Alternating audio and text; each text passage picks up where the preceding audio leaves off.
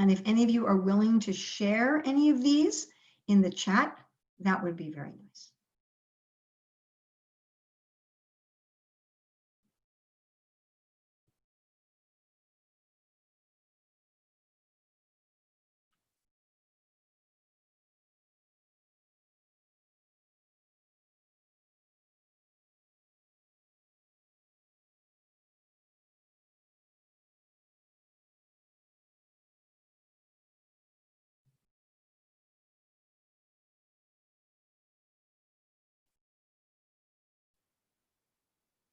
I found it's also easier to share in a chat with a large group rather than having everybody unmute and calling on different people.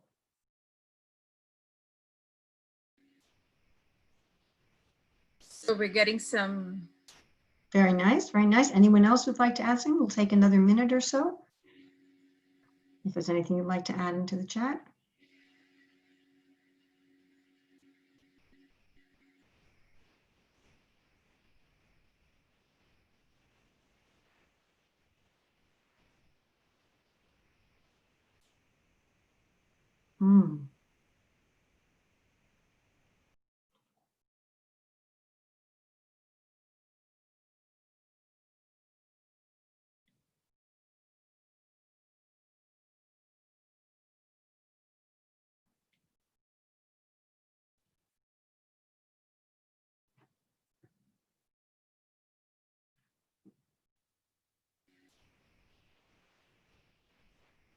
Okay, very good. A lot of these are very interesting, and we'll see if we can address a lot of them as we go through.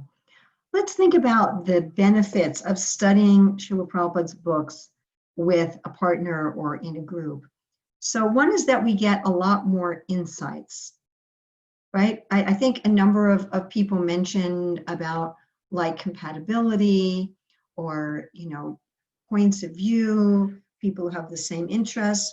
But one thing about having a partner or a group is that sometimes the fact of different angles of vision, different points of view, different takes on things is very enriching. Now, sometimes if we've been practicing Krishna consciousness for 25 years and someone else has been practicing Krishna consciousness for 25 minutes, the disparity in understanding may be so great that we may not feel that we're getting properly nourished.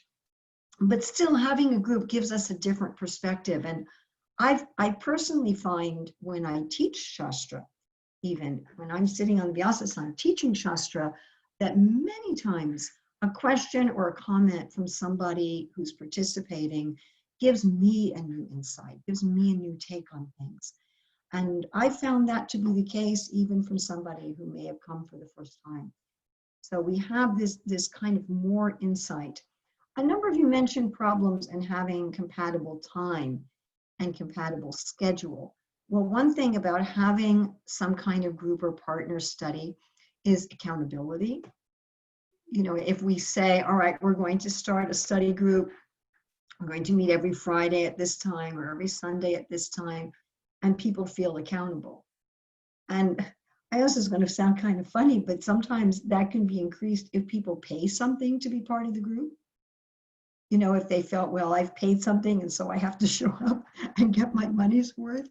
But it's something where people feel accountable. Well, they feel like if I don't show up, things won't go on nicely, or where there is maybe some agreement in the beginning. All right, well, we're going to have a 10-session study group on Nectar of Instruction, and we're going to meet for 1 hour a week at this time, and everybody's counting on you. Especially that can happen also if different people prepare for different sections of the book, like, okay, you prepare on mantra 1 and you prepare on mantra 2, or you prepare on chapter 1.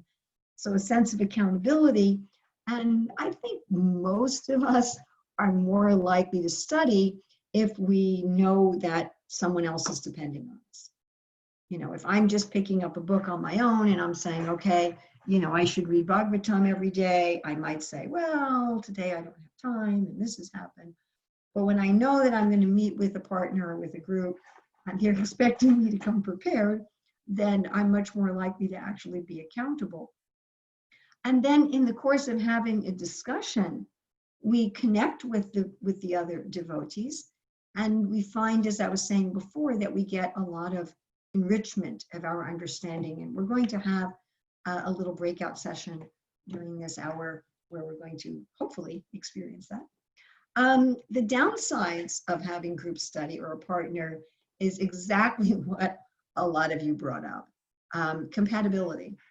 You know, maybe I don't have anybody in my area that's compatible with what I want to study or how I want to study. Right? There was a few months where I was staying in Hawaii at my son's house after they had moved. Their three older sons were going to university there, and I was kind of managing the house while they were there and packing up and all that kind of stuff. And two of them are initiated, so they wanted a morning program. And it was interesting. One of them said, well, I'm not interested in like the storybooks. I just want to read philosophy books. And I was thinking, I would have preferred the Leela books. So sometimes there's some lack of compatibility there, you know, or how you want to study, what you want to study, how you want to study, what pace you want to study, or the level of existing knowledge that you have. And this was a big point that a lot of you brought up. Time. You know, making a time that everybody has available. And that can be hard when you're all in the same physical location, on the same time zone. And it can also be difficult when you're in multiple time zones. Or just, you know, something about the compatibility of the time. And another downside of group or partner study is that you can get off topic. You know, sometimes the discussions can meander onto, you know, oh, my husband did this and my daughter did this, and, you know, and what's happening with this disease that you have, or whatever, you know, and then pretty soon we're not studying Prabhupada's books anymore. We're socializing. So that's the downsides of having a partner or group study. I think also when we look at benefits, we have to consider that Srila Prabhupada wanted us to have group classes twice a day. I mean, when I joined ISKCON, we had Bhagavatam class every morning and Bhagavad Gita class every evening. And studying as a group was something that Srila Prabhupada really emphasized. You know, hearing the Shastra in the association of devotees. And it's something that Rupa Goswami mentions in the Nectar Devotion. And I believe studying the Shastra with devotees is something like chanting Hare Krishna with devotees, kind of the difference between, you know, Sankirtan and just sitting and having a little kirtan by yourself.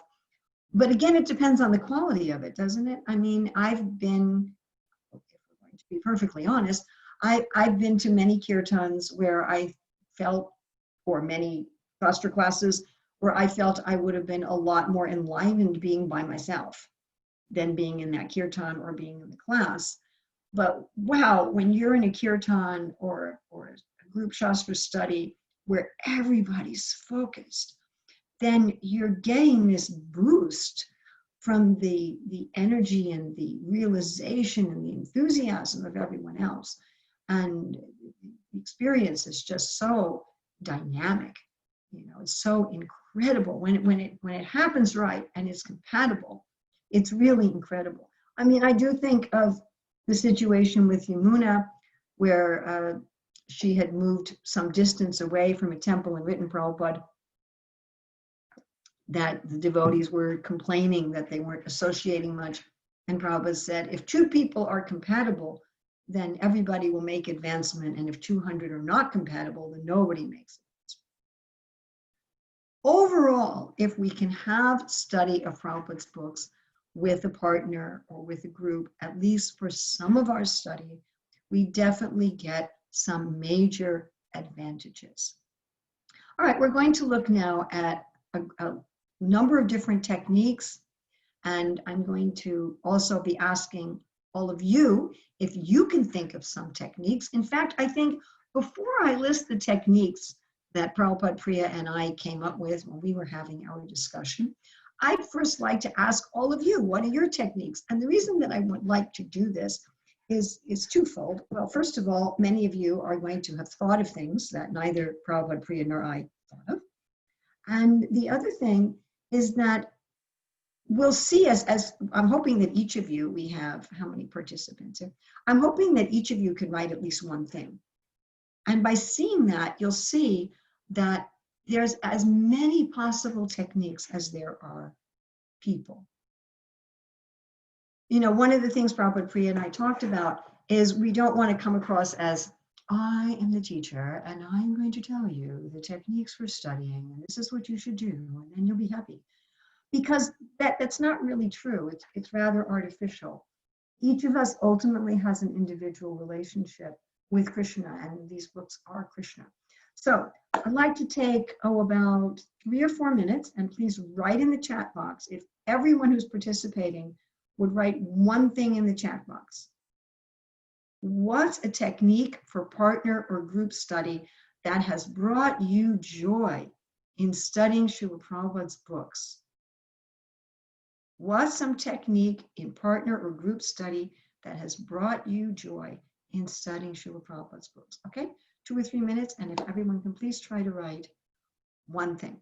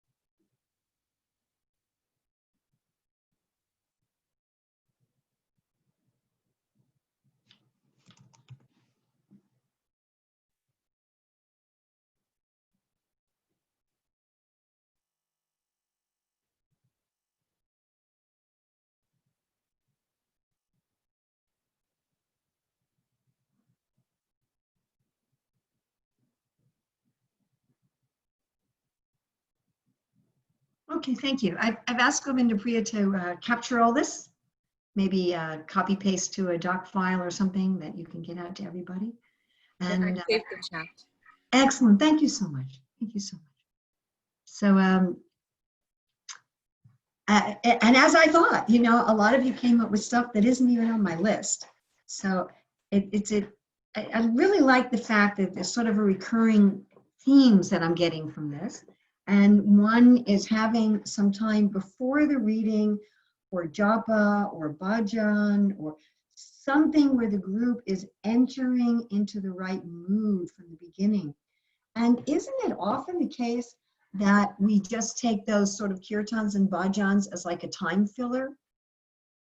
You know, and a lot of people don't even show up until the kirtan's over and just, oh, this is something we're just doing while we're waiting for people to show up. But if it's done in the proper mood where people are really entering into the kirtan or entering into the bhajan, entering into the prayer, that makes a huge difference. And the other theme that I was picking up here from a lot of your comments was this different people having a chance to share realizations, maybe people studying beforehand and coming in with their realizations that they can share. All right, let's go through the list of techniques that that Prabhupada and Priya and I came up with, and we are going to have a practice session on one of them that I found just revolutionary, although I don't get to do it very often. So, of course, the first technique is one you all know, and that is our formal Shastra classes that Srila Prabhupada established, where there's one person sitting on a Vyasasana and everyone else is the hearer. There's repeating of the Sanskrit verse, reading of the verse and purport together, the speakers discussing, and at the end there can be some questions and discussions from the audience. So this, of course, is a very traditional technique that's been used for millions and millions of years and is standard in all of our ISKCON temples. Now, if we have an ongoing group, it's very helpful for different people to take that role of the teacher at different times.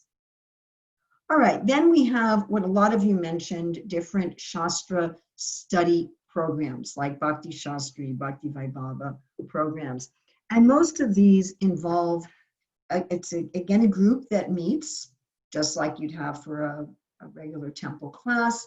They're usually meeting at a set time and set place, either on the internet or in person.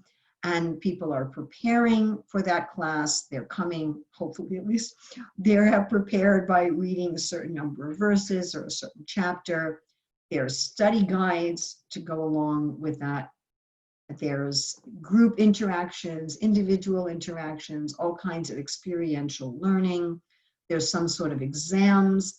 So it's more like a formal school situation, and hopefully a high quality formal school situation that differs just from a didactic lecture. And often the participants will give oral presentations or skits or visual presentations using a lot of different mediums to translate what they've read in the Shastra into some different sort of form. Then another technique, which sounds really simple but can be very powerful, is just reading books out loud together. I think at least one of you mentioned this. You can have like a circle where each person reads a paragraph, for example, or sometimes we can even read in unison, but something we're reading out loud. Now, when we're reading out loud, in order for such classes to be very effective, it's helpful if the people who are reading read with some emotion and some connection with what they're reading. So I've experienced many times among devotees that often the least engaging part of, say, a morning or evening Shastra class is the reading of the verse and purport from the book. It's just like the person's reading it, and then Krishna picked up his Sudarshan Chakra and he threw it at Shishupal. And then Shishupal's head came off in the presence of all the, and then after they're finished reading in this monotone voice where they never look at anybody, then they're enlivened for what they personally have to say. And if you ask pretty much anybody what the verse and the purport were about, nobody would know. So there's sometimes a tendency with reading out loud to think this is mental checkout time when we're reading out loud. But to read with some expression and some involvement. After all, we're reading about the most emotionally engaging things anywhere in existence. And another very interesting technique, which we did in our own family for a while, I can't remember how long, my daughter's online, she might remember. We did this when we had our own family and also some teenage kids that were living with us in order to attend the Gurukula. And we set aside a half an hour a day, I think it was a half an hour, for reading spiritual books. So we had a whole library, we had Prabhupada's books, the books of the Acharyas, we had some Krishna conscious books that were written for children and young adults. So we didn't say what book you had to read. You know, you could read any of them, but it had to be a Krishna conscious book. And everyone read for half an hour silently in the same room. So, and there was nothing else going on, no conversation, nobody could, you know, do anything else. It was just everybody sat and had a reading time. So in one sense, you could say that's individual study, but in another sense, it wasn't, because we had the accountability factor of a group study time. That this is our time. I mean, we also went to the morning class at the temple every day. And then we also had Shastra classes in the school. But this was our time for individual study. And I found it really enlivening. And I remember the other members of the household saying how much they enjoyed it and how much they felt it really added to their understanding. We didn't even talk about what we read afterwards necessarily. Maybe we did, maybe we didn't. But just being in a room where everybody was studying Shastra at the same time with a level of intensity, I think it's something like when we have a japa time where a group of people are chanting japa in the same room at the same time.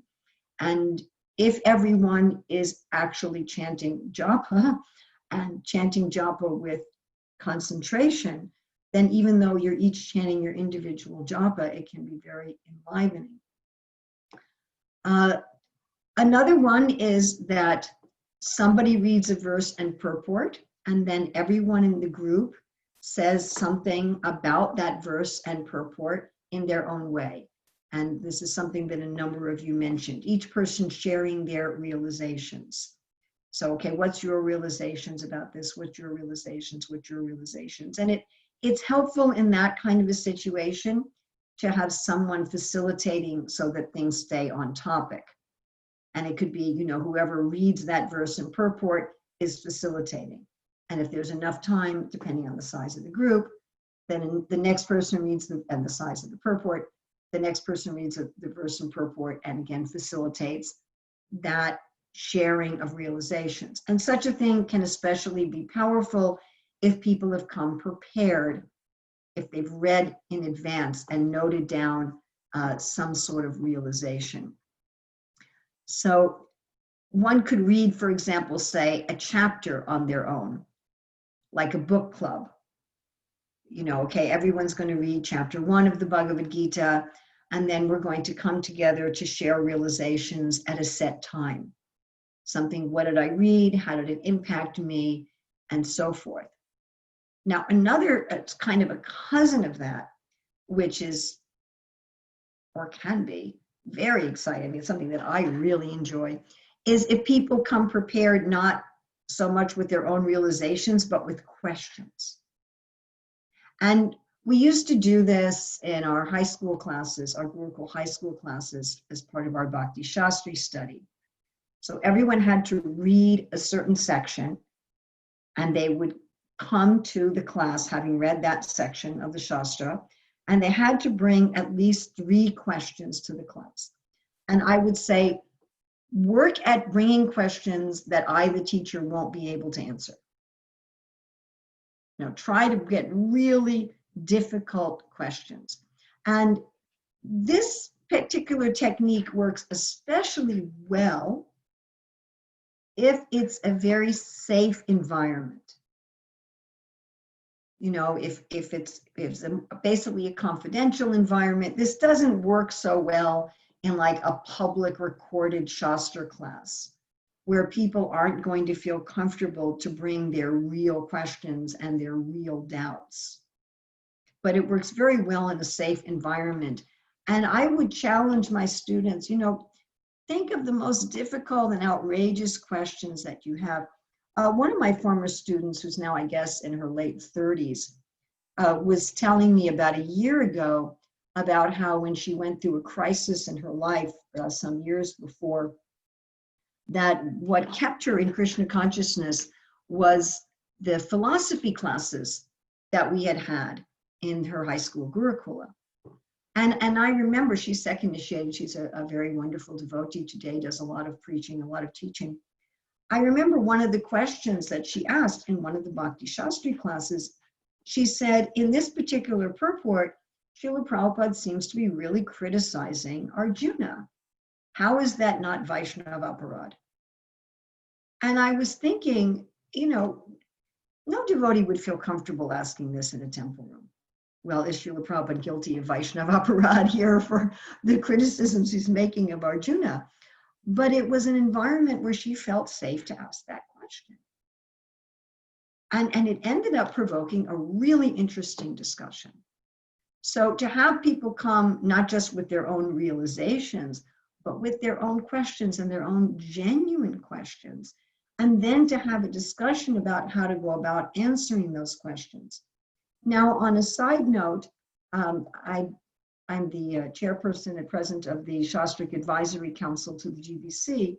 And one thing we just presented and gotten approved of by the GBC at their last meeting is a system called hermeneutics, which is related to the god Hermes, who's the messenger of the gods. And hermeneutics deals with the process for understanding and explaining the words of Guru, Sadhu, and Shastra. So we're working right now on a pilot course for hermeneutics. And once that course is approved, then the plan is to bring that course out to the devotees in general, maybe as part of Bhakti Shastri or as an independent course, which will go through the whole traditional Vedic and Vaishnava system for how to raise and answer questions about the statements of Guru, Sadhu, and Shastra, especially those that may be difficult or may be confusing and, or may give us some doubt. I mean, it opens up how to study Shastra in general, but it's particularly a key for how to study the parts of Shastra that may have been giving us some difficulty. Anyway, that idea of coming with questions. And what's really interesting about coming with questions is the different answers that people will give. And one person brought up here in the chat about, well, how do I know that what's being said in a group is correct? And that, of course, would go back to the study of hermeneutics. But I have found it fascinating when people bring up questions and different people come up with their own realizations and their own answers or their own reference in Shastra that, I didn't know or I didn't think of. And they'll say, oh, well, Jiva Goswami said this, or, Prabhupada said this in this class. Right? And we get this wealth and this richness of understanding. Another is then just to ask questions at the time of each other. So one is you come to the group having read beforehand and written down questions beforehand that you come and discuss. And the other is to just do that spontaneously at the time. That, okay, let's ask, and we try not to just ask what we would call information questions, not just like, well, how many Pandavas are there, but something a little deeper. And I think a technique that many of us have found to be one of the most effective is to teach. When we're studying Shastra for the purpose of teaching Shastra, we're going to tend to go more in depth with what we're studying. And such a thing can be 1,000 times increased when we're studying with a partner. Now, one person here in this class, Rukmini, she and I have been working for 3 years now, something I thought would take us 3 weeks, but we're working for 3 years on a book about career dharma related to Varnashram. And basically, we're preparing this to teach. We're preparing this for a book. We've already, each of us have given some seminars on it, but we've done it but with each other. We've done it as a partner study. We've done it in person. We've been in the same arranged to be in the same geographic location for a while. And we'll also do it online. We'll schedule times to meet and we'll discuss, okay, well, it says this in the Bhagavatam and it says this in the Bhagavad Gita, and then there's this research, and then there's this example, but we're putting it together for the purpose of teaching it, for the purpose of bringing it to others. And by doing that, we've gone to a depth of study and a depth of understanding at least speaking for myself, I could never in 1,000 lifetimes have come to on my own. And it's just such an effective thing to do. I mean, even if you're working on a class individually, if you can bounce it off somebody else, or like right now I'm staying in Krishna Priya's house, and there's been a number of times when she was preparing for a class that she said, hey, can I discuss this with you first?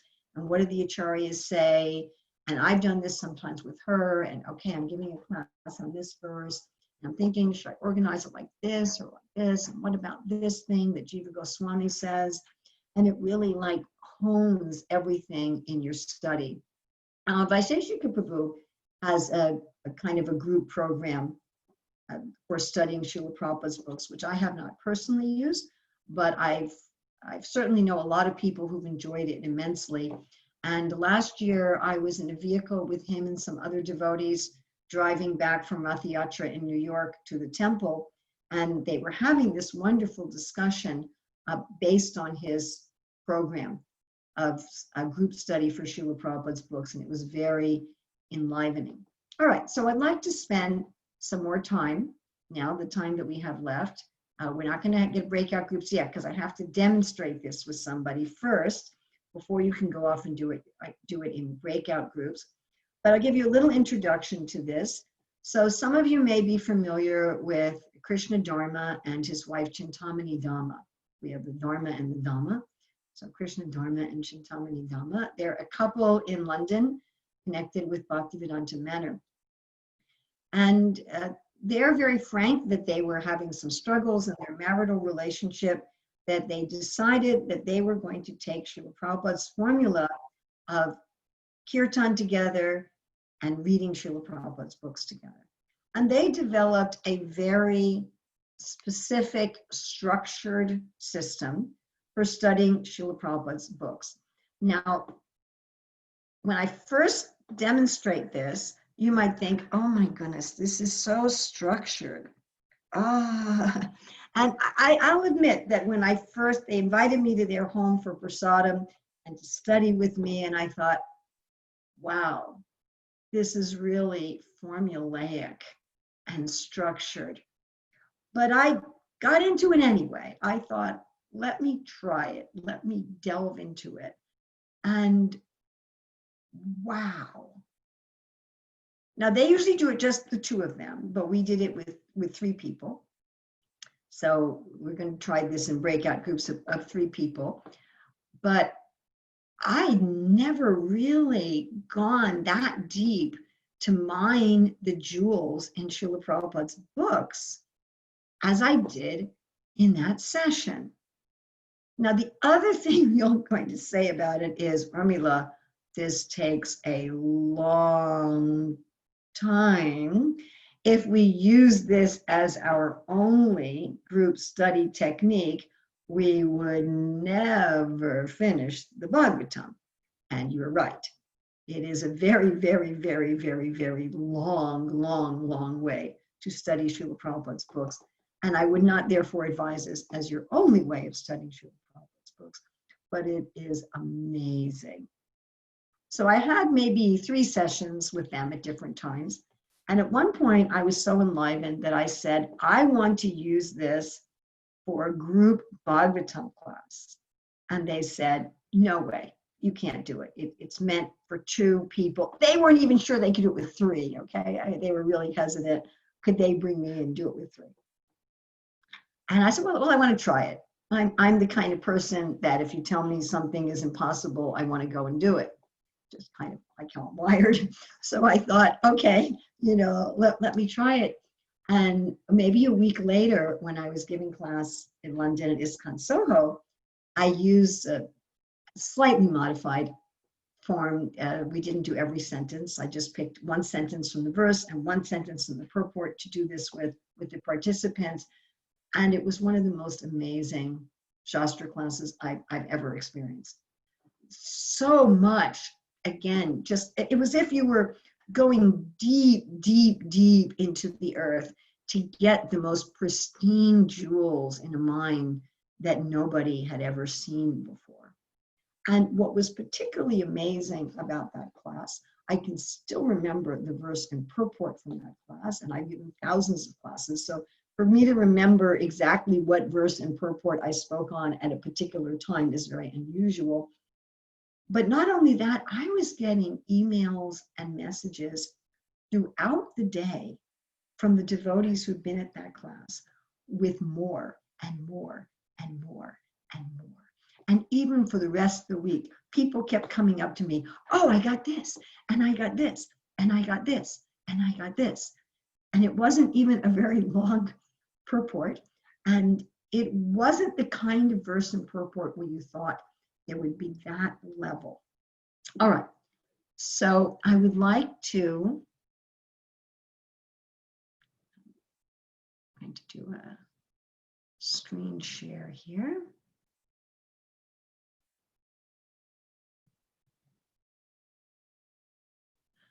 Okay, so I'm just going to share my screen of a verse and purport. And we can just take the bottom one since it's a shorter one. And I need a victim, a volunteer. Okay, Kumari Saki, I happen to see you. Maybe other people raise their hand. So can you unmute yourself? Give me a second. I'm going to unmute you, Kumari Saki. Okay, you're unmuted. All right, very good. So what we're going to be doing here is we're going to be having a conversation with the Shastra.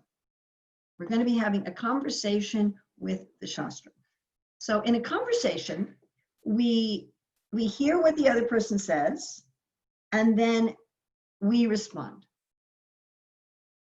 Right? And Krishna Dharma and Chintamani Dhamma said how generally we're just responding to Shastra without hearing from Shastra first.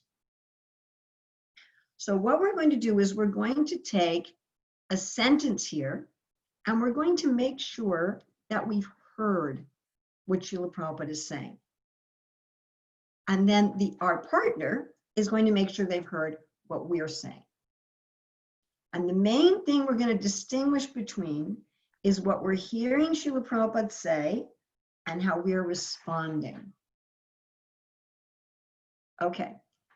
So I'm going to say what I'm hearing Srila Prabhupada say in this first sentence of the purport. And then I'd like you to reflect back to me, Kumari Saki, what you hear my understanding is. Okay, so this sentence says, once both the atheist and the theist were engaged in producing nectar from the sea so that all of them could become deathless by drinking it. Now, I'm not going to say what I understand about that. I'm going to say what I understand Srila Prabhupada to be saying. So I hear Srila Prabhupada saying that this is historical once, that this involved people who both believed in God and didn't believe in God.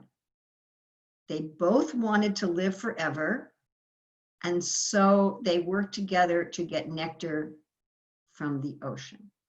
Can you reflect back to me what you've heard me say and check that you've understood me correctly? I heard you say that this was an event in history that actually took place with two groups of people, those of both who believed in God and those who didn't. And they wanted to become deathless, so they tried to make nectar from the ocean so they could achieve that. Okay, very good. That is what I said. Now, sometimes that doesn't work. Sometimes when the person reflects back to me, I'll say, no, that's not what I meant. And then I'll rephrase it. Okay, now what I'd like, now we're going to switch, and I'd like you to take the second sentence, which is a little longer, and if you can tell me what you hear Srila Prabhupada saying in the second sentence. Sure. So do you want me to read it as well? Yeah, read it first. Okay. At that time, the Mandrachala hill was used as the churning rod, and the shell of Lord Tortoise, the incarnation of Godhead, became the resting place, pivot of the hill in the seawater. So what I hear Srila Prabhupada stating here is that there was a particular hill that was used as the churning rod, on top of Lord Tortoise, who was used as the pivot place of the hill in the ocean. Okay, so I hear you saying that there's a very specific, Robert said there's a specific hill here that was used as a churning rod, and it was on the back of the Lord Tortoise in the ocean. Did I get everything? I believe so. Okay, and if I didn't, then you would rephrase it and I would reflect it back to you again until you were satisfied that I'd actually heard correctly. So sometimes that happens in one time, sometimes it takes 3 times. Okay, now we're going to give our reflections. So now I've heard from Srila Prabhupada, now I'm going to have this conversation. What do I understand? So from this, and this of course can be much broader. So what I understand from the first sentence is that whether or not you believe in God, you don't want to die. That even people who believe in God don't like dying. So whether you accept God or not, people want to be eternal. Now then you reflect back to me what you've understood that I've said. Sure, yeah. I understood that you said no matter if you believe in God or not, you don't want to die. And you'll do what you can do to prevent that. Okay. So you took it a little bit further than what I said, but yeah. All right. And then why don't you give your realizations on the second one? On the second sentence? Yes. Sure. Just a realization that Krishna could be so enormous that his back is used as a churning rod for a whole entire mountain, and that really, there's really nothing that Krishna can't do. Okay, so what I heard you say is that Krishna can be, he can have a whole mountain that's just churning on his back, which shows that he has, he can do whatever he wants and that he can assume some gigantic size. Mm-hmm. Okay, so thank you very much. Thank you. Hare Krishna. All right, so I'd like to do this in breakout rooms of 3. So we just did this with 2 people, but what we can have is the third, each person gets a turn to do this with someone else in the group, and for each someone gets to observe. So person A says to person B says to person A, and person C observes, then B can say to C, and C reflect back to B, and A observes, and then C says to A, and A reflects back to C, and B observes. So if we have 10 more minutes, and I have, if you have verses yourself that you'd like to do, you could do that. And I also have another verse I'm going to keep up here as a share screen that everybody is welcome to use. So can we get breakout groups of 3? So how it's going to work is when we split into groups, they cannot see your screen. They cannot see my screen. Okay, well, maybe then we hopefully put the verse number and they can pull it up on their phones or something like that. you could do that. This is 2:5:13 in Bhagavatam.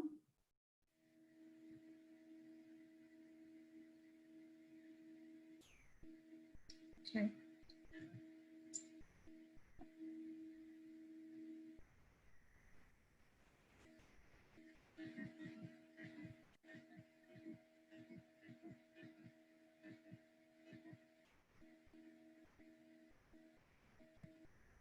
So we are an odd number right now. So we can have 3 to 4 participants in a room. That should be okay, right? Try to make it 3.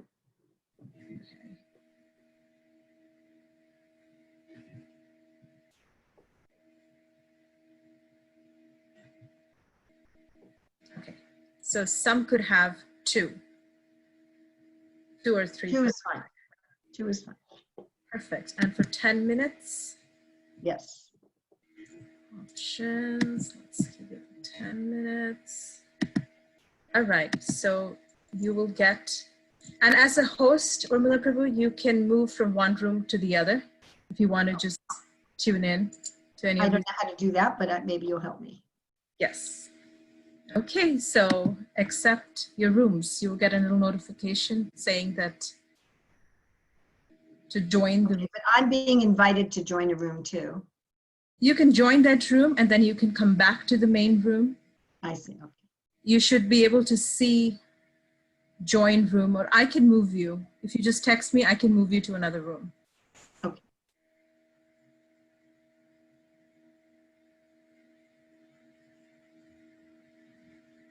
Please join your rooms. Okay.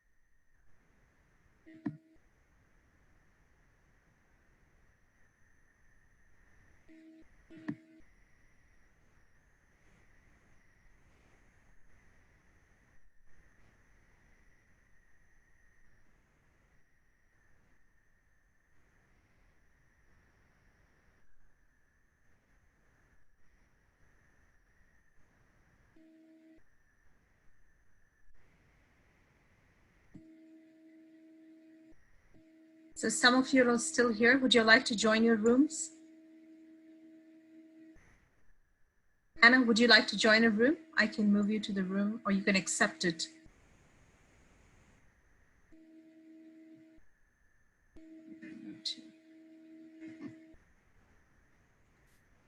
Hare Krishna. I did join, but there was nobody in the room. Okay, I can move you to another room.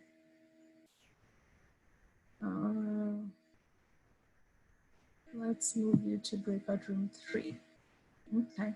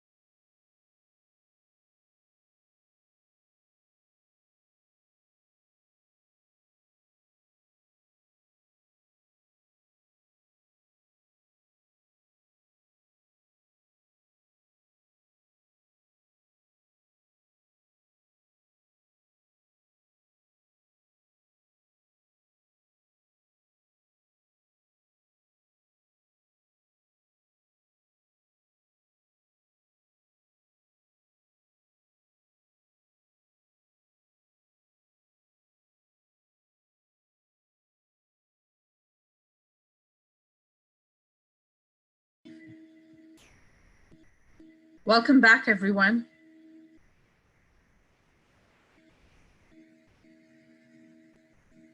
Okay, we'll just give it 30 more seconds.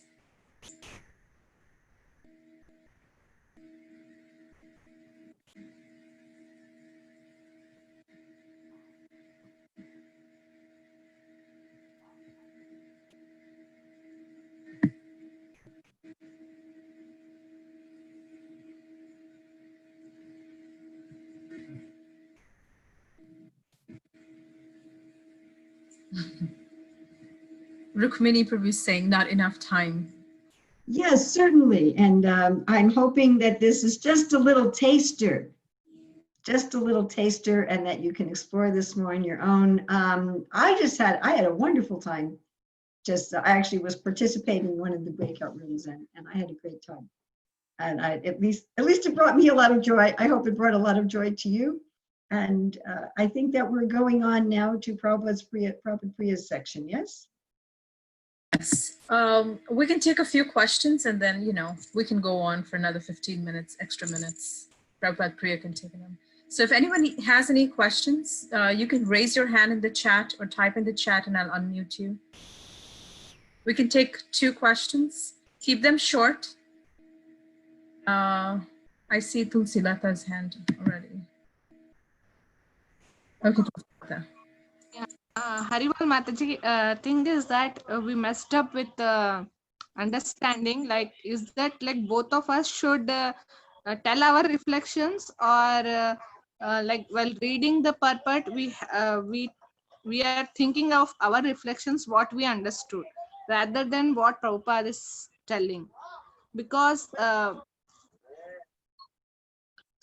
generally what I read is any verse, I will go to the context, like who is saying what and where is the context, and then what is the philosophy. That's how I try to understand it. But the verse you have given immediately, so we don't know which watch is it, who is saying what, and then without understanding its direct philosophy. So the philosophy, Srila Prabhupada, what philosophy he is telling, that when we read, we have our own ideas, like our own reflections, understanding what Prabhupada is saying. So I and Prabhupada Priya Mataji were there in the breakout session, and I really didn't understand, like, what is I have to do, like I have to tell my reflection, or we have to understand what Prabhupada is telling. Okay, well, the idea is that we're having a conversation with the book. So first we're trying to make sure that we've actually heard Srila Prabhupada, or we can also do this with the verses, and we're hearing Sukadeva Goswami or Narada Muni or Maitreya or whoever is speaking in the verses. And yes, sometimes we're also going to, I did, for the purpose of this exercise, just pull a verse and purport out of context. If you're going through a systematic study, then something you might say would be, I understand when Prabhupada uses the word that, he's referring to such and such in the previous verse. This is what I hear Prabhupada saying. So there may be some time when you're doing this in systematic study that part of what you're hearing from Maitreya or part of what you're hearing from Srila Prabhupada is referring to the greater context. But one of the beauties of this is that you're making a clear separation between hearing what Shastra and Srila Prabhupada are saying and your response to it. And you're not mixing those two. So it's first just, what's Narada Muni saying? This is what I hear him saying. And now, how am I going to respond? And those can be very, very different. Just like in the little sample that I did, the little demo, when Srila Prabhupada saying the atheists and the theists are churning to get nectar from the sea. That's what he's saying. And my realization is, oh, they both care about becoming immortal. Prabhupada didn't say that. That's my realization. And so I'm making that, I'm separating it. The other thing about this technique is you really hear what the other person is saying. So the person you're studying with, often when we're studying with someone else, we're focusing more on what we're about to say than what they're saying. So this way we're really hearing the Shastra and we're really hearing our study partner. And what I find every time I do this is that the person I'm studying with has some realization or some understanding that enriches me, that I wouldn't have come out with. And that by listening to the Shastra more, I'm developing more of a relationship with Krishna, who's the Shastra, and with the speakers and with Srila Prabhupada. I hope that clarifies things for you. Yes, Mata. Thank you. Okay. So one last Point out question the from context is Vaishnavi Prabhu. I'm going to unmute you.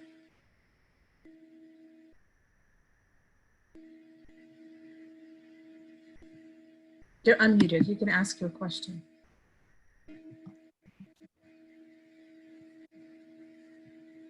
Praneshwari Prabhu, are you there? There, can you hear me now? Yeah, we can hear you. Okay. So I was having a difficult time listening to the person read, in the sense that I was reading and not listening to the person read. So am I supposed to listen to them read and then listen to what they want to say Prabhupada said? Or am I reading along with them? Because it feels like there was kind of like a conflict within my mind, if that makes sense. That it doesn't matter whether you're reading yourself or whether you're hearing them read is not important. But the idea is that you're both reading so that there can be a proper response to what Prabhupada's saying, because you're also, or what, again, what Narada or Maitreya or whatever else is saying. Okay. So it doesn't matter, whatever you feel most comfortable with. Okay, and so basically they're telling me what they understood, right? And I'm Yes. responding back to them what they understood. Correct. And what they understood may not be exactly what I understood.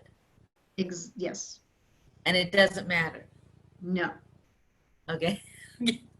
What am I supposed to do with what I understood, though?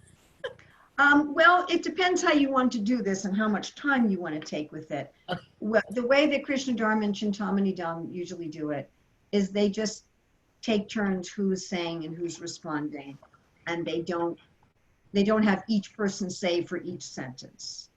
Okay. I mean, as it is, doing it this way takes a very long time if you go through every single sentence. Right. Okay. But you could conceivably also do it like that A says what they hear Maitreya saying, B reflects, then B says what they hear Maitreya saying, and A reflects. And then A says their realization and B reflects, and B says their realization and A reflects. What they did just as partners was they would switch off each day who was the first person. But yeah, they didn't have each person say each thing for each Okay. sentence. But you certainly could. You certainly could. I mean, it just depends how deeply you want to do this. When I did this as teaching a regular class in ISKCON Soho, I just took one sentence from the verse, and I said, it was spoken by Maharaj Ambarish to the Sudarshan Chakra. And I just simply asked everybody in the class, what do you hear Maharaj Ambarish saying here? You know, and I demoed it first, and maybe 15 people said something, and they all said something somewhat different from what everyone else said, and I reflected back to each person. Then I took a sentence from the purport. I said my realization about it, had someone reflect it back to me, and then I asked again, you know, there were probably 40 people there, but I asked, you know, as many people as I could with the time that we had, what their realization was, and then I reflected it back. Okay, thank you. Thank you so much, Urmila Prabhu. It was such an enlivening session. And like we can see, everybody has so many more questions. I want to request Prabhupada Priya, a very dear friend, and such a wonderful Vaishnavi. Is Prabhupada Priya here? Prabhupada Priya. We cannot see you, Prabhupada Priya.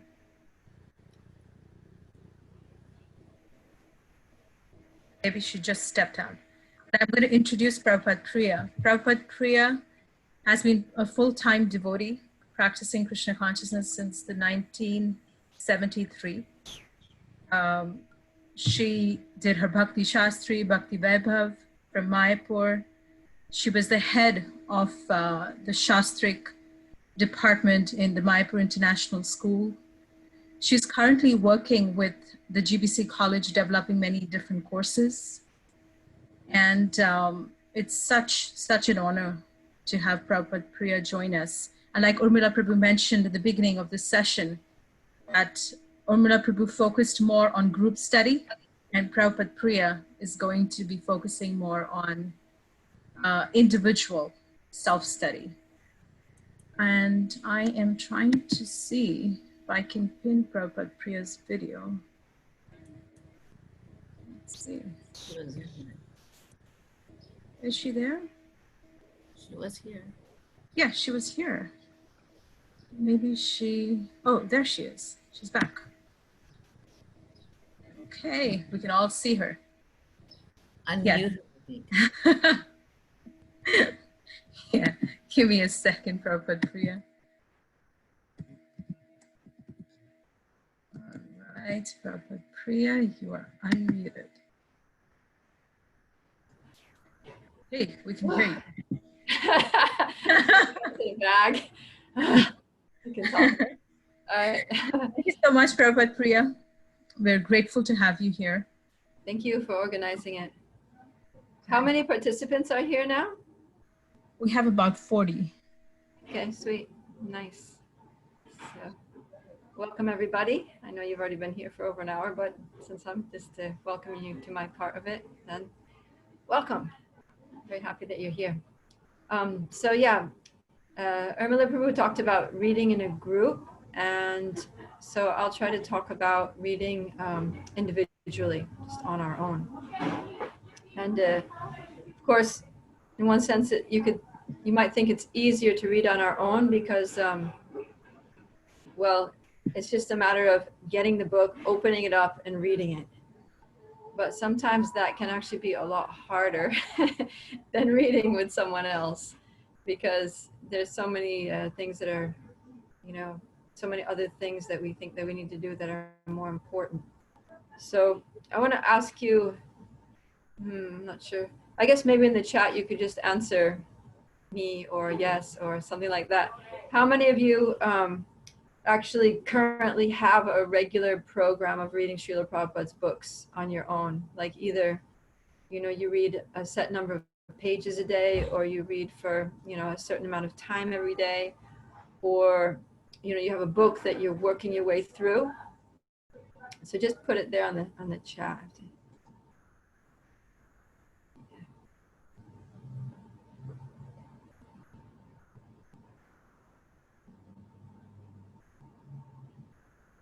Nice. So a few of you have, it's nice to see that a few of you have something that's going on practically every day, every day. Wow, you guys are amazing.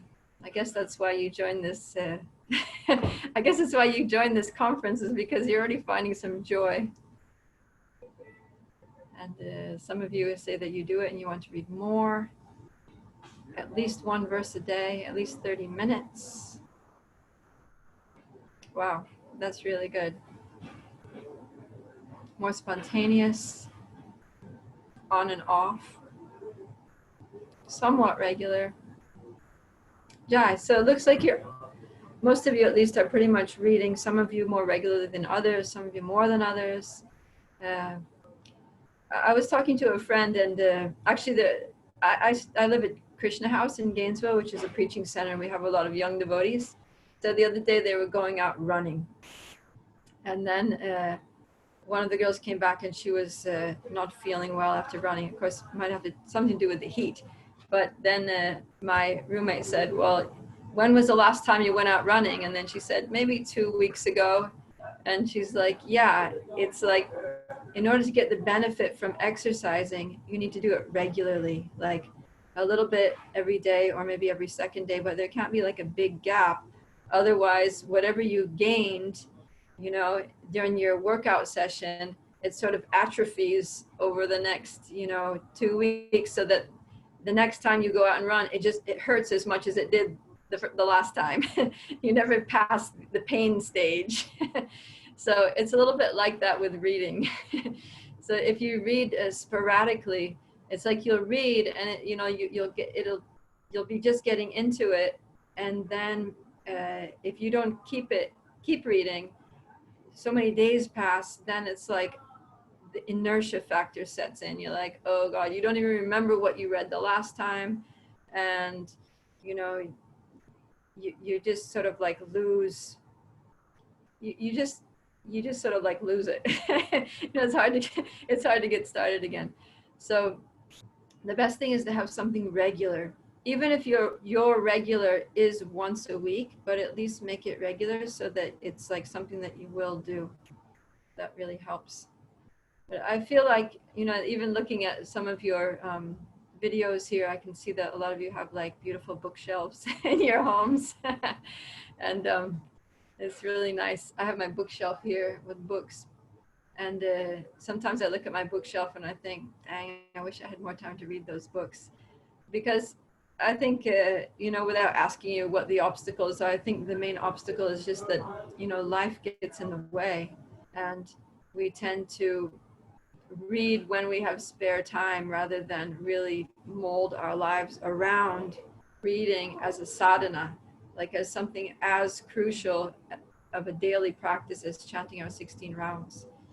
So I want to start off by talking about you know, the value of individual reading, because if we spend a little more time reminding ourselves of the great value of reading Prabhupada's books, then it's more likely that we're going to do it a little more often, more regularly.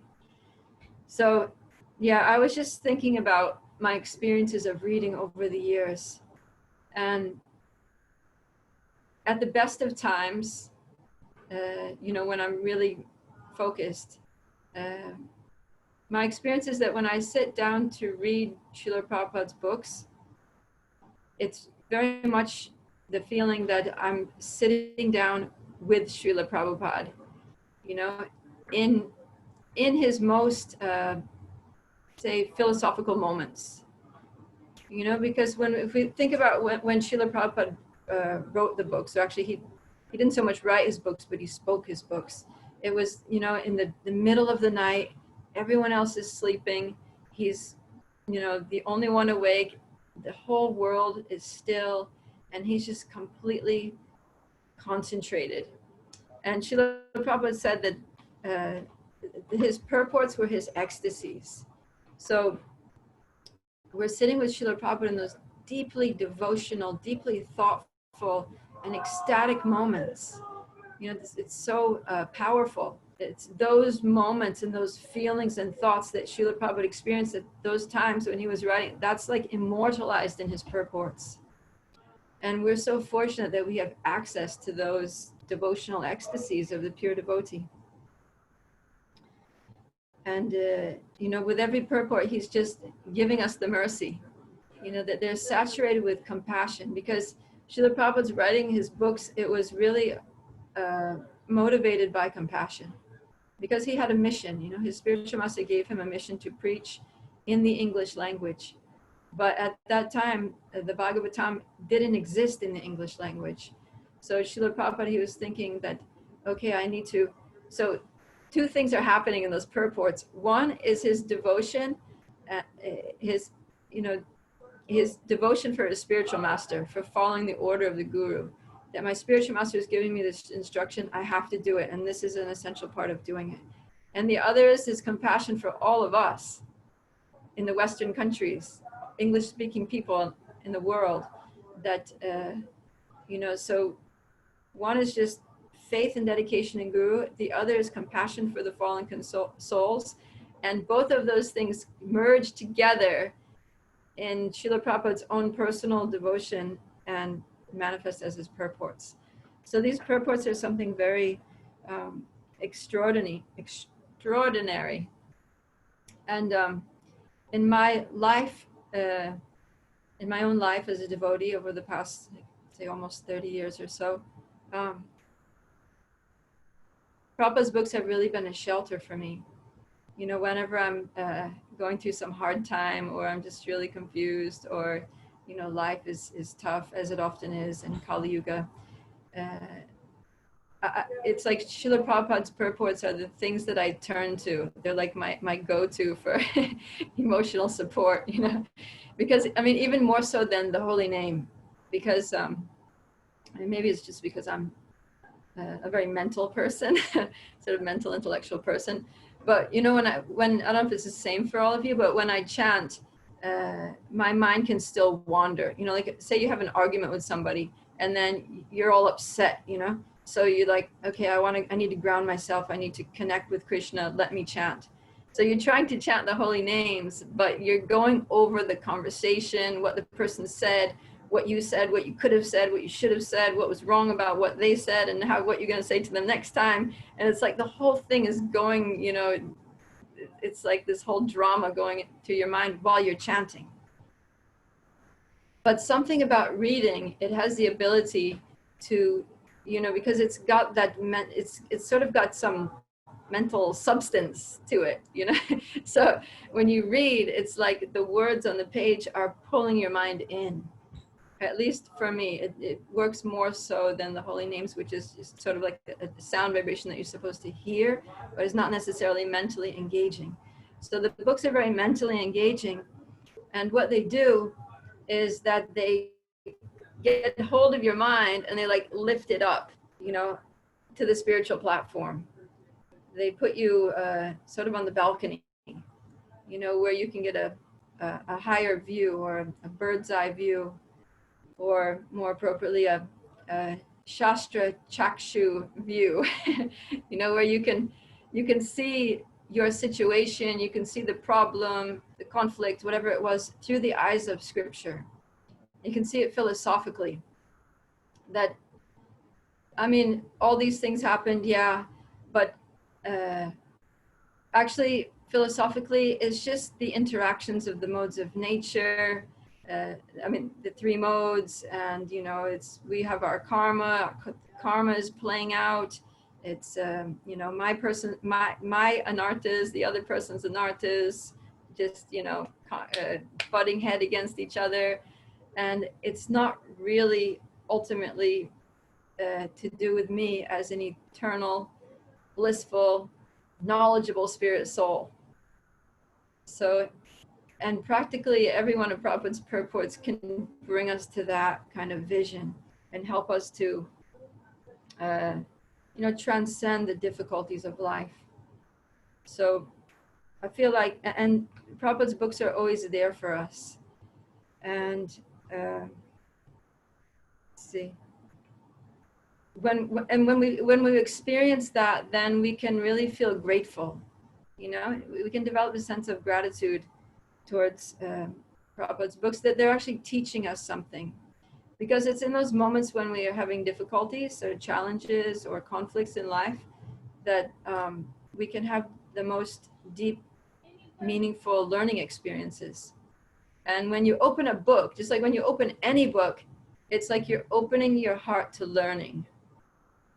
And especially when we open Srila Prabhupada's books, then we're opening our hearts and minds to transcendental knowledge, to really learning something significant, because life in the material world is a learning experience and we have so much to learn.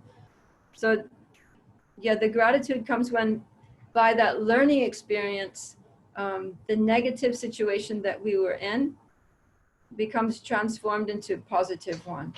Because you see, well, hey, if this problem never happened, if I never got in an argument with this person, I wouldn't have learned this. I wouldn't have read this purport, and it wouldn't have struck me in this way. I wouldn't have gone to this higher level and, you know, had this realization. So then we can go back and be like, wow, I'm so happy I had that argument, or I'm so happy that Krishna threw me into this challenging situation, because, you know, through Srila Prabhupada's books, I learned something which is really valuable. And those are all like, they become realizations that we can keep like little jewels, you know, in our little treasure chest of Krishna consciousness. So that's why, you know, when Govinda Priya told me that the title of this session, Finding Your Joy in Reading Prabhupada's books, I thought it was really appropriate, because it's actually reading Prabhupada's books that enables us to find joy in any situation, because of what I just said. Because Prabhupada's books have the power to transform any negative situation into an inconceivably positive one. So that's so nice. And I feel like for myself, like going to Prabhupada's books in times of distress or whatever has enabled me to pass through lots of difficulties and still remain, you know, a happy, jolly devotee, and be able to show younger devotees also that, yeah, life sucks, but Prabhupada's books are there and everything's okay. So, yeah, we can always find the bright side or find joy by connecting our experiences to Prabhupada's books and making them into wonderful learning experiences. So there are many reasons why individual study of Prabhupada's books is important, and we can talk about that a little more later.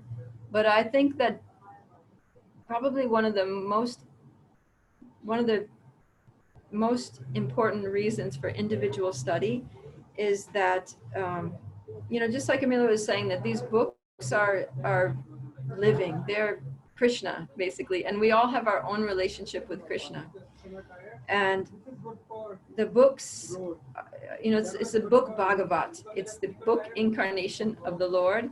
And it's also, Prabhupada's books are also sometimes compared to Kalpavriksha trees, that, you know, Kalpavriksha tree is a wish-fulfilling tree, that whatever you desire, whatever you need, you just sit under that tree and wish for it, and it comes to you.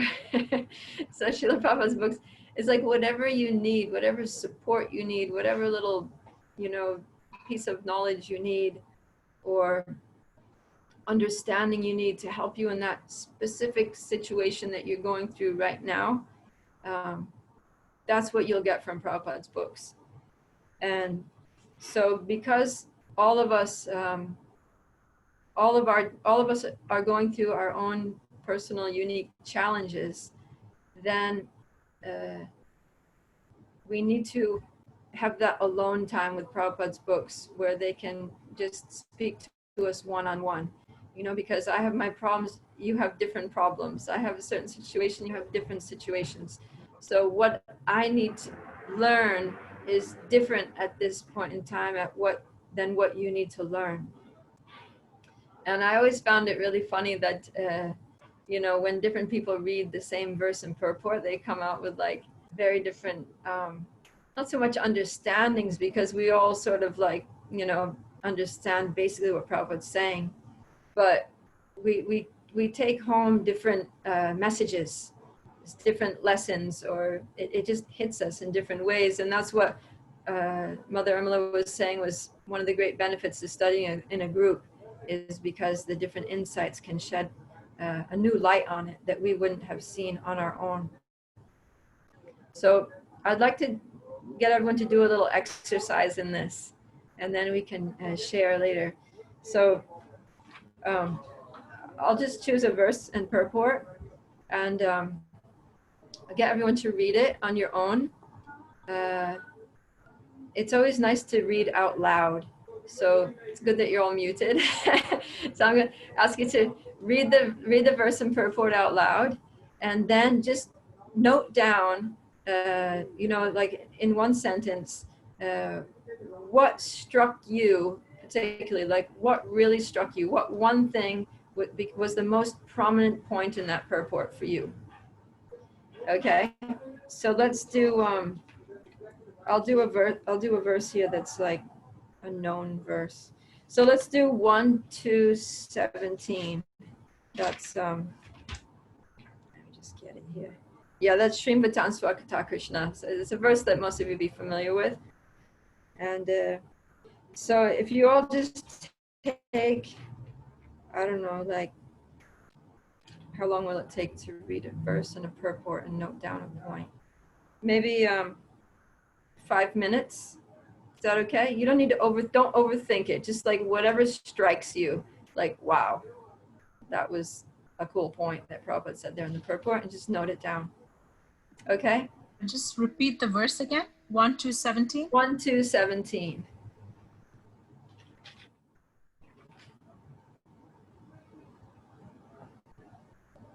Yeah, so call that up on your phone to grab a book off your shelf or whatever you got to do.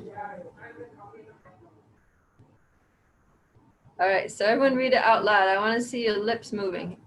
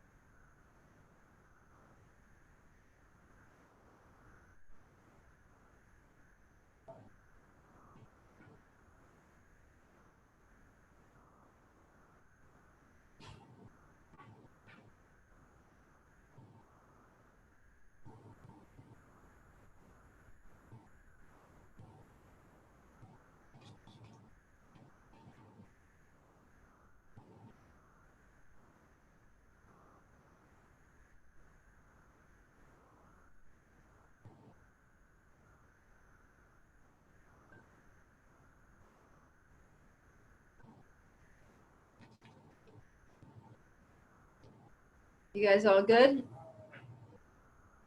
Yeah? Who needs more time? You can tell me on the chat.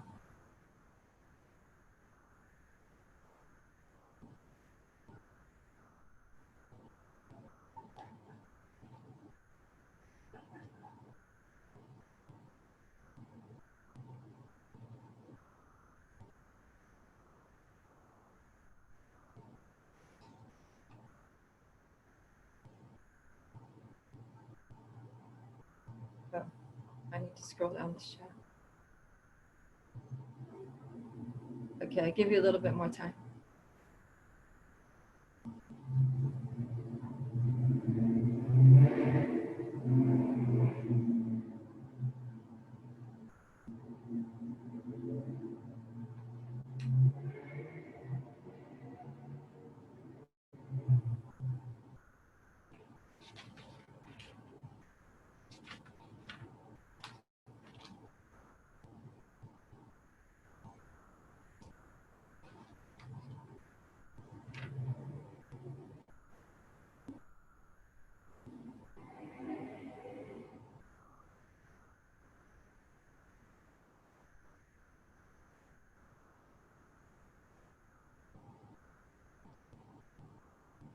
Okay, you don't need to write your points into the chat. Just keep it with you, and then we'll look at them in a minute. I want you to do something else first. Okay, so is everyone kind of done with that? Yeah, okay. I see almost everybody nodding. So then, yeah, this is an amazing purport, right? It's one of my favorite purports in the Bhagavatam.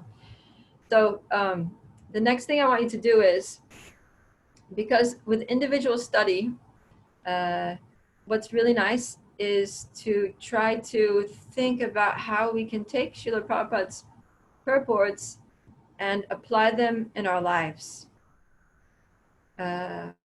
So one way of doing this is a very sort of a practical way of doing this, is just, and I used to do this when I was a new devotee. I used to, when I was reading the Bhagavad Gita, what I would do is I would take Srila Prabhupada's statements and I would change them into commands.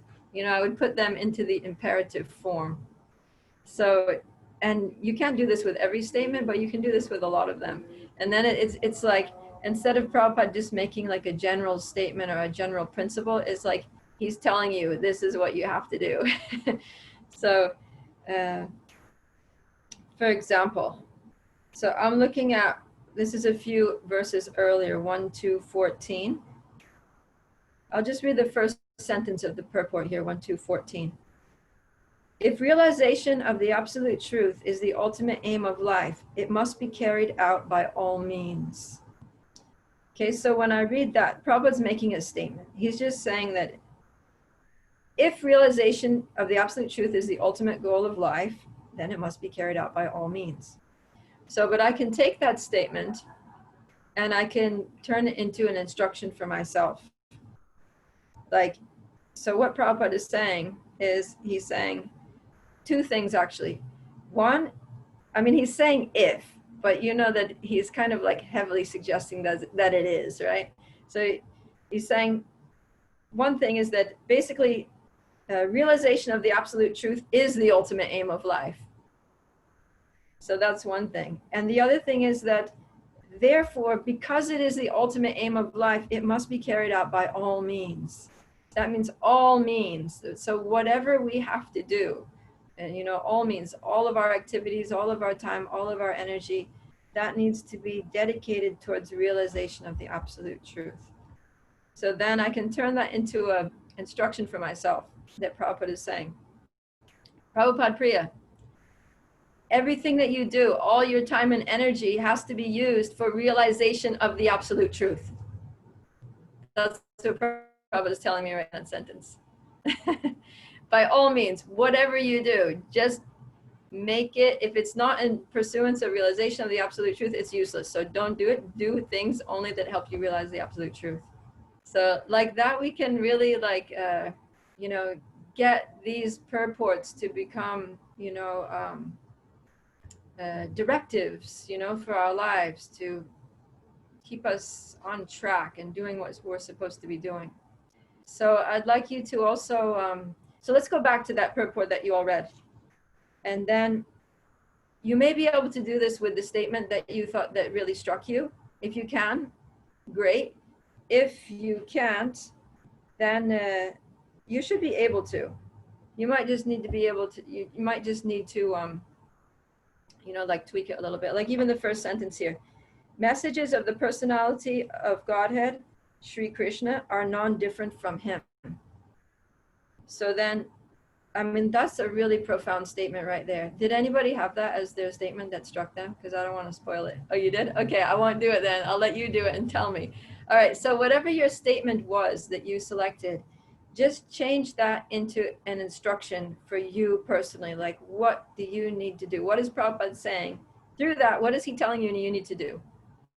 And write that down. Just write it on your paper for now.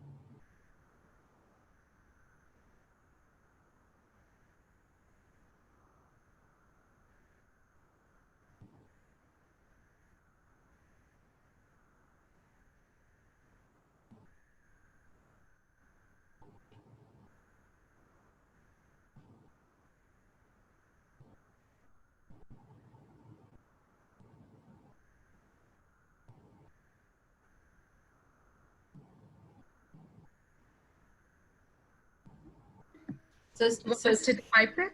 what's that? Do you want us to type it in the chat box? Or So just I'm going to ask people to say it because I want to hear all your beautiful voices. I okay. feel like I'm the only one. But just a minute. So make sure before you say it. So so you're going to say two things. You're going to say first the statement. It can be the sentence, exact literal sentence out of the purport, or it can be, you can also say that same sentence, that same principle in your own words. Then after that, you'll say what the instruction is. So say it as an instruction for you. And when you say it as an instruction, say it as if Srila Prabhupada is talking to you, right? So Govinda, when you say yours, you're going to be like, Govinda Priya, this is what you need to do. Okay? Like that. Want me to go first? Is that what it is? You look like you're enthused. Govinda Priya. Wait, first say what it was. First say the statement. And then we'll hear how you changed it into an instruction. So, well, this is two sentences that I put together. Okay. We have already discussed developing a taste for hearing and chanting the holy sound. It is done through the medium of service, the pure devotee of the Lord. Mm. So, Govinda Priya, you should serve the pure devotee of the Lord to develop taste for hearing and chanting. Wow, so nice.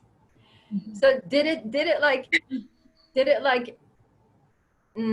stir your heart more as a command when you put it into a command like that? Absolutely. It's a more profound effect, right? It's like Prabhupada is saying this to me. Yeah. I'm thinking of printing it out and putting somewhere on my wall now. I was thinking that, yeah, I have these sticky notes. Yeah, I have like sticky notes all over my window ledge where I do this. You know, I take yeah, I mean, Krishna's saying here, I am the morality of those who seek, I am morality of those who, because he says of victory, I am morality. So my instruction is, Prabhupada Priya, if you want to win in life, you have to be moral. You have to be upright and do the right thing all the time. Anyways, that's my little one from a Bhagavad Gita verse. Okay, who's next? So please raise your hand and I can unmute you. Or, so you can raise your hand in the chat. Stella, can you see Govinda Priya? Stella? Okay, Stella, I've unmuted you. Hare Krishna, please accept my humble obeisances. Yeah. My sentence was, it's actually right before the other one that we just had. The Lord is so kind to us that he can be present before us personally in the form of transcendental sound. But unfortunately, we have no taste for hearing and glorifying the Lord's name and activities. So what I heard was, Shraddhanjali, develop that taste for hearing and glorifying the Lord's name and activities. So Lord Krishna can be present before you. He wants to be there out of his kindness. All I have to do is please develop that taste. Nice. Yeah, very sweet. Krishna's waiting to be with you. He really wants to be with you. He's so kind, and I'm just like, thank you. Jai, thank you so much. Hare Krishna. I can see all of you, so you can just raise your hand in the picture as well. Okay. I see Lalita. Yeah, Hare Krishna, thank you so much for this wonderful session. The statement that struck me is in the last paragraph, where Srila Prabhupada says that woman and wealth could distract a person and find from his path to devotional service. And he says this statement that if one is engaged in hearing the glories of the Lord, gradually he realizes his position. So I would change that, Lalitangi Radha Devidasi, please engage yourself in hearing the glories of the Lord. Then you would get sufficient strength to defend yourself from the state of disturbances. So nice. Wonderful. Thank you. Thank you. Anyone else who wants to go next? I see, okay, I'm seeing a lot of hands now. But Andrea, is that your first name? Andrea, yeah. Yes. Yeah, Hare Krishna. Thank you. Hare Krishna. So I maybe I misunderstood the instructions. I didn't write down a sentence from the purport. I just did my paraphrasing of it. That's fine. That's fine. Okay. So what I picked was Krishna helps those who are sincere in coming to him, and I changed it to Paul Andrea, be sincere in asking for Krishna's help and returning to him. And he will help you. Be sincere and Krishna will help you. Yeah, very good. Thank you. Jai, who's next? Okay, Kamini, you're unmuted. So I think I went to the same line in the purport. When he sees that a devotee is completely sincere in getting admittance to the transcendental service of the Lord and has thus become eager to hear about him, the Lord acts from within the devotee in such a way that the devotee may easily go back to him. And I'm hearing Srila Prabhupada reassure me, Kamaniya, just become sincere, beg for service, be eager to hear about Krishna and his devotees, and the rest you don't have to do alone. You don't have to do it alone. You will then be carried. You just have to be sincere and show up. So this really struck me. So nice. Yeah, it makes it so easy, right? It's like all you have to do is this. Yeah, and this is it. Krishna does the rest. Ed. Jai. Thank you. Rukmini. Hare Krishna. Oh, I just dropped my paper. I actually had the next sentence in the purport, which is, and what just happened to it? Anyway, the Lord is more anxious to take us back into his kingdom than we can desire. So I hear Srila Prabhupada saying, Rukmini, you take the first step and do your part, and then Krishna is so eager that Krishna will take 10 steps towards you. So, you know, it's a deal. So, you know, yeah. What am I waiting for? Nice. Yeah, it's a done deal. Krishna's always ready. Thank you. Alina? Well, yeah, thank you. Well, it's actually, I took both of the sentences because what struck me was the intensity of the words urge, eager, and anxious, which is something I kind of lack sometimes in spiritual life, to have the urge to hear about God. So I took it, my phrase is, Alina, develop the urge to hear God's messages.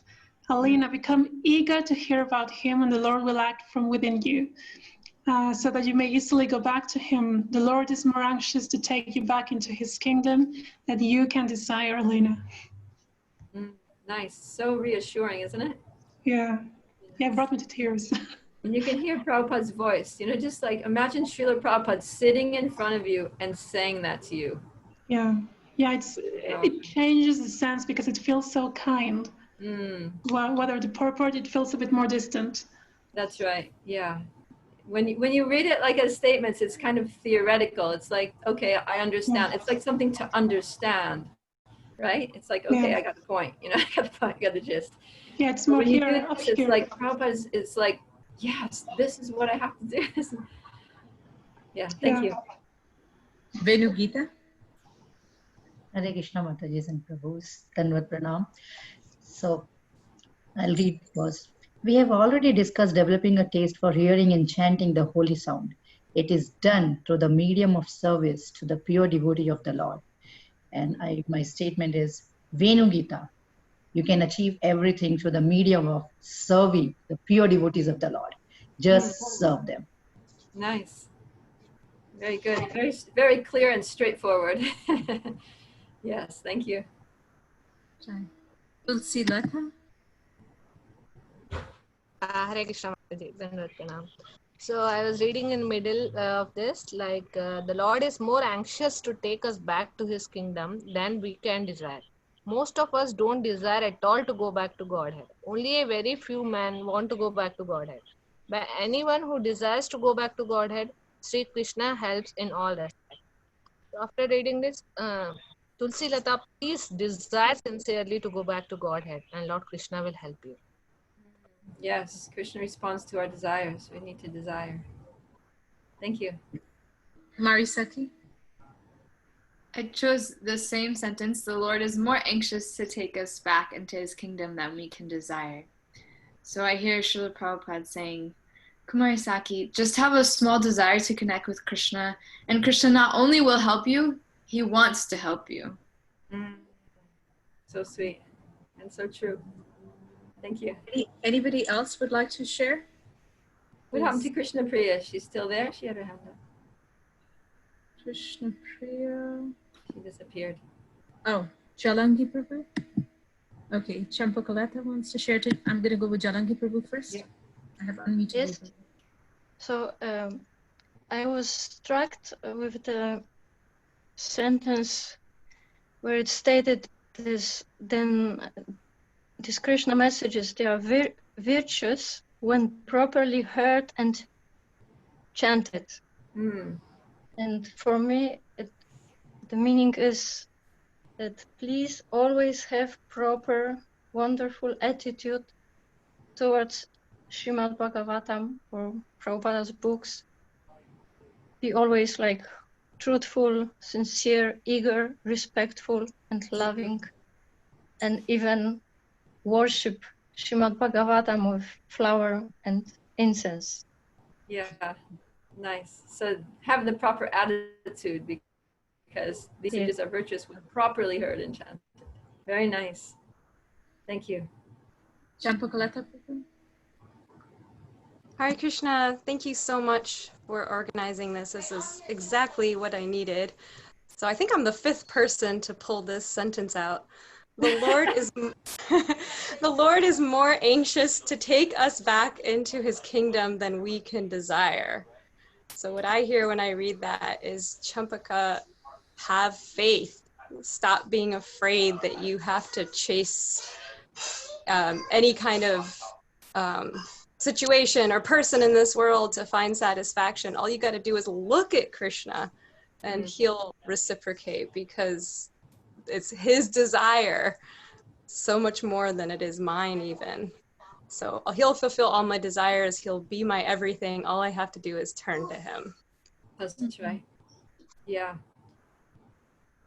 Thank you so much. It's interesting how, even though you were maybe the fifth person to quote that sentence, everybody has a slightly different, take on it, depending on really how that, applies to us, or how we need to act on it. Yeah, thank you. Who was it that was going to do the first sentence? Tiffany, was that you? Go ahead, don't be shy.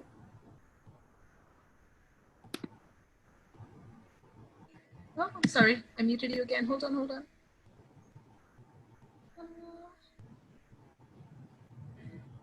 Okay. Okay, now I'm unmuted. Okay, so I'll read it again. Messages of the personality of Godhead, Sri Krishna, are non-different from him. And I rephrased that to always remember and behave like and treat like every message of Sri Krishna is non-different from him. So to encourage myself to appreciate all of those messages and not, take them as just pastimes for enjoyment, but really understand that they are Krishna. Yeah. I mean, even this purport that we're reading, this is Krishna. This is also a message of the personality of Godhead, because Krishna spoke through Srila Prabhupada these purports. And it's a way of associating with Krishna. It's a way of turning to Krishna is by turning to Srila Prabhupada's books. So, yeah, a lot of you are reflecting on all we need to do is turn to Krishna, and Krishna's there for us. He's going to help us. So that turning to Krishna, part of that is reading to Srila Prabhupada's books. That's one way of turning to Krishna. And when we turn to Srila Prabhupada's books, then Krishna is right there for us and he helps us. And that's also, like many of you are quoting this verse of that service to the pure devotee is the way to get a taste. So reading Srila Prabhupada's books is serving Srila Prabhupada, the pure devotee. That's also service. And by reading and doing that service of doing that service of to Srila Prabhupada, of reading Prabhupada's books, we get the taste to read Prabhupada's books. We get the you see, because by serving the pure devotee, we get a taste for hearing the messages. But then if we take reading as a service to Prabhupada, then by reading, we get a taste for reading. That's how it works. It's just like Rupa Goswami says in relation to the holy name that, you know, in the beginning, it's like bitter because we're jaundiced. We got this material disease of jaundice. And even though it's transcendently sweet, like sugar candy to us, it tastes bitter. So when we think of reading, we're like, oh, you know, it's bitter, or we don't have a taste, we fall asleep, or we'd rather do something else or whatever. But the more we read, the more we actually develop a taste for reading. And that's another reason why it's important to read a little bit every day in a related way, so that that taste can gradually, you know, grow. So thank you all for your contributions. This has been so enlivening. I wasn't sure how it would work out. I just had this random idea how we could, you know, tune in more to Prabhupada's books, because I do this myself, and I feel like, you know, when I really need that push, you know, like a push in, you know, there's moments of life where you're just like, what am I gonna do now? what am I to do?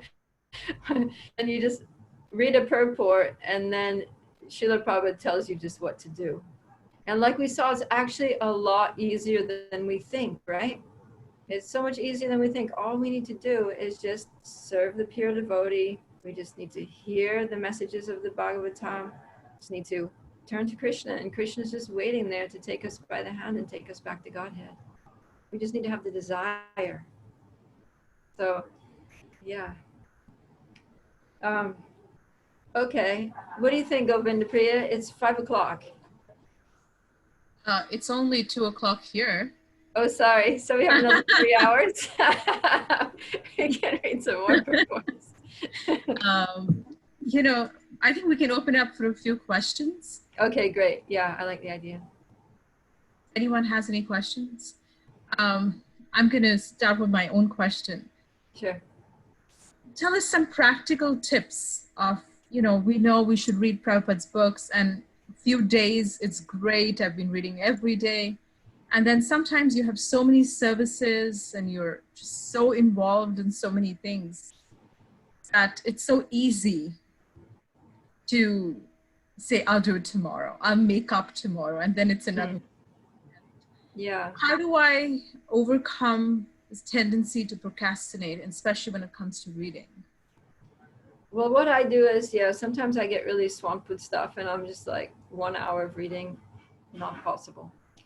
So what I tell myself is that every day, so you have one book going, like right now I'm doing Chaitanya Charitamrita. So you choose your book that you're going to read and you're going to get through that book, You need to have determination that I am going to finish this book eventually, And of course, it's really nice to do something like, Vaishnavi Guru recommends a certain number of pages a day, be a sage page by page.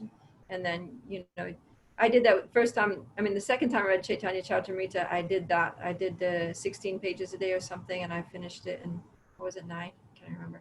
Anyways, it was a certain number of pages that I would finish in 2 years. So I did that, and I finished in the 2-year mark, and that was very satisfying. But sometimes it's not possible. I would actually sometimes not do the pages, but I would always make them up. It was kind of like japa, if you can't finish, definitely try to finish your 16, but if you come up short, finish it the next day. So I would make up for it. So that kept me on it. So that was really good. But when things get really stressful in life and you have tons of responsibilities and the whole world is crashing down on you and it's like, forget about that, 16 pages, no way. So then what I sometimes tell myself is just read one sentence, at least one sentence. So that means that you're gonna pick up the book, you're gonna open it, and that's like half the battle. It's just like another thing Vaishnavi says about book distribution. It's like just putting your foot on the pavement, on the spot where you meant to distribute books. That's the victory. It's just because the hardest part is overcoming that initial inertia, and just sitting down and opening up the book. And then the thing is that if you can read one sentence, sometimes I would literally read one sentence and then just go, it would be like, 10 o'clock at night, past bedtime. I didn't do the reading. Oh no, okay, one sentence and go to bed. But oftentimes what would happen is I read one sentence and that sentence is so interesting, it was so gripping that I would like read the next sentence and the next sentence, and I read the next purport and the next verse and purport. So yeah, the main trouble with reading is just overcoming the inertia. So that's a good trick, because it's a way of tricking the mind, because the soul wants to read. The soul, this is like food for the soul. So just like our bodies want to eat, the soul wants to immerse itself in the nectar of these transcendental purports. And it's just the mind that's stopping us. So we have to come up with these little tricks to trick our mind. So you just tell your mind, yeah, no problem, I'm just gonna read one sentence, it's gonna take 10 seconds.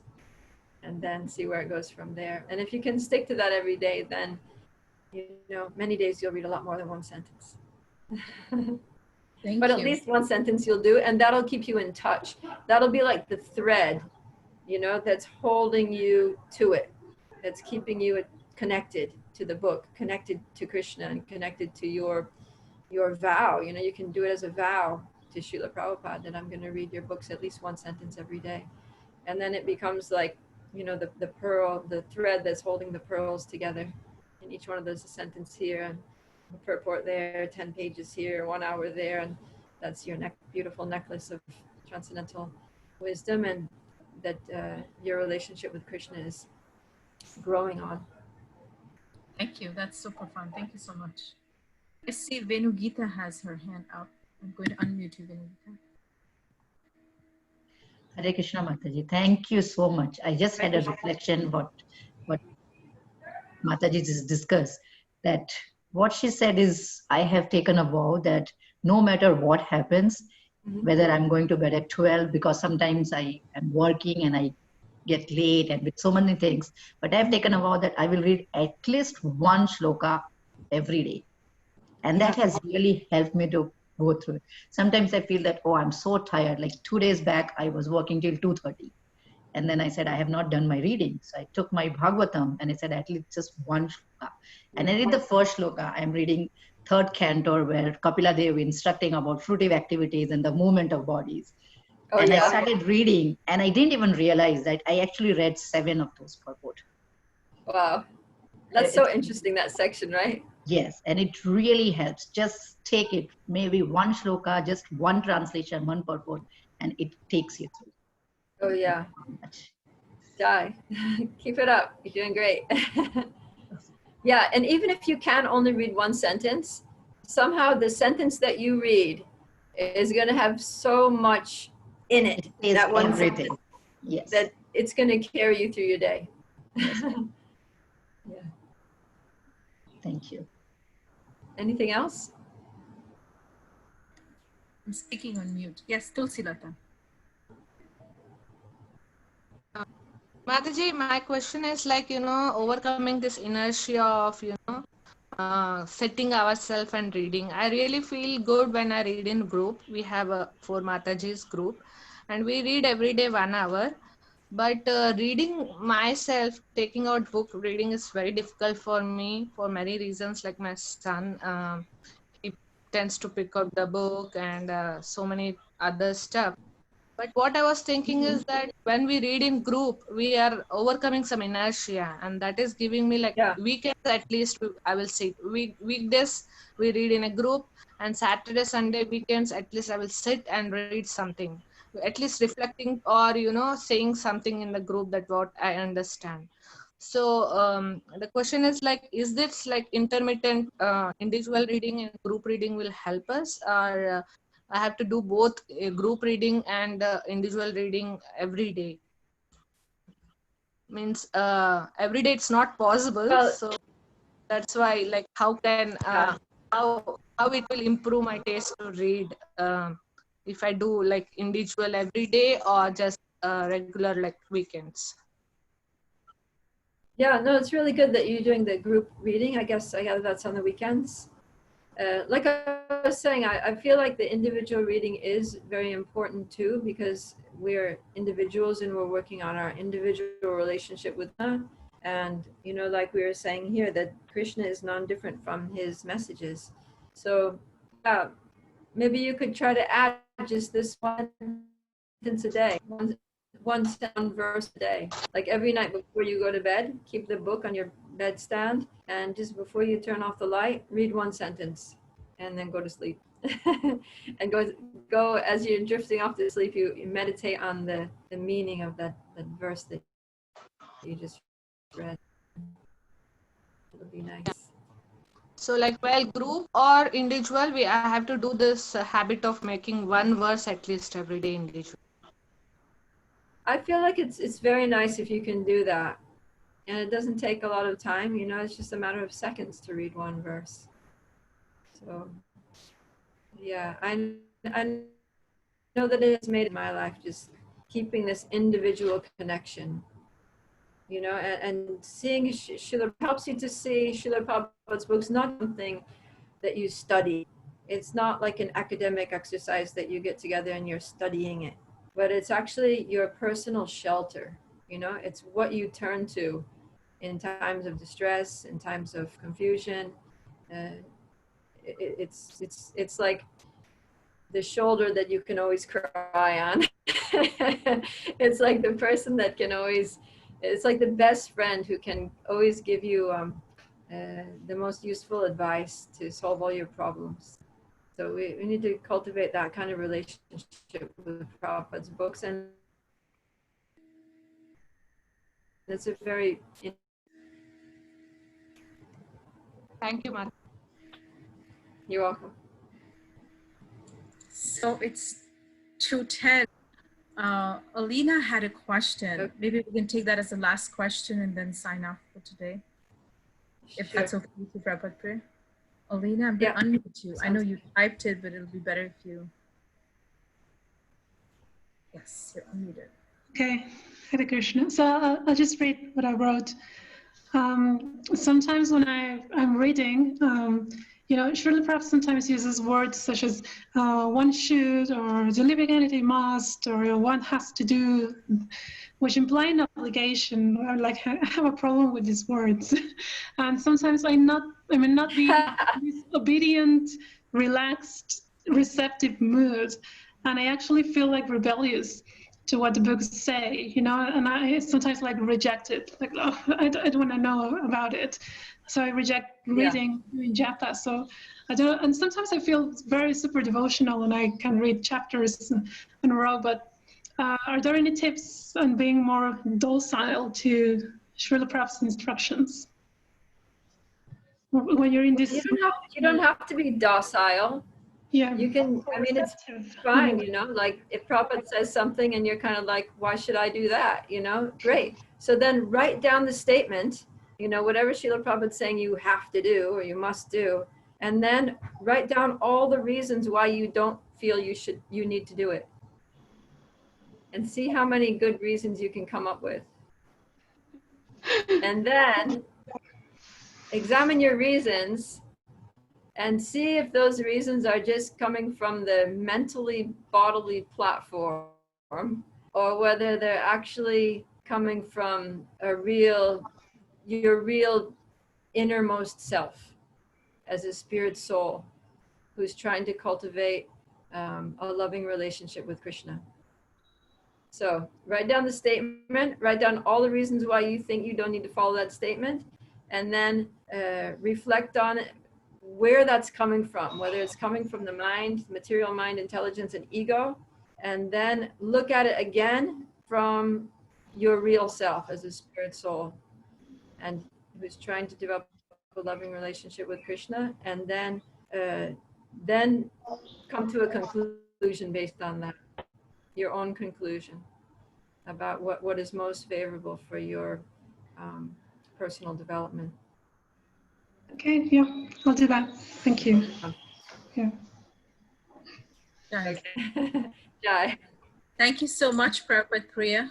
And Umara had to My leave. pleasure. But thank It's you been so really much, fun. Urmila Prabhu, too.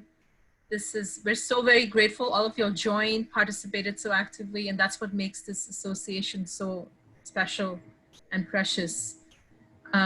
We will be continuing such sessions twice a month. So our next session is on July 11th. Yes, Tiffany, am I right? Yeah. And that's going to be with Raj Leela Prabhu. And just like Prabhupada Priya was talking about, your heart. So she's going to be talking about listening with your heart. So that's her specialty and that's her expertise. So we're really, really hoping y'all can join and have such meaningful conversations and strengthen our friendships. And we're seeing devotees from all over the place, all over the world. This pandemic has actually brought us closer in some ways. So thank you so much for joining. Thank you so much, Prabhupada Priya. Please keep us in your shelter. So we may, I've decided to print that out to serve a devotee of the Lord in develop taste. I found a devotee and that's Prabhupada Priya. Hare Krishna. I want to thank everybody for your kind participation. You've all been so wonderful. Thank you for your association. It's been really enlivening for me. And thank you, Govinda Priya, for organizing it. This is wonderful. Yeah, there's a whole team that does it. Tiffany's a part of the team. There's a few more devotees. Jai. Thank you. So, right. Jai. Vanchakalpatarubhishcha, Kripa Sindhuvivacha, Patitanam Pavanavyo Vaishnavivyo Namo Namaha. Ananta Koti Vaishnav Vrinda ki Jai. Jai. Hare Krishna. Hare Krishna.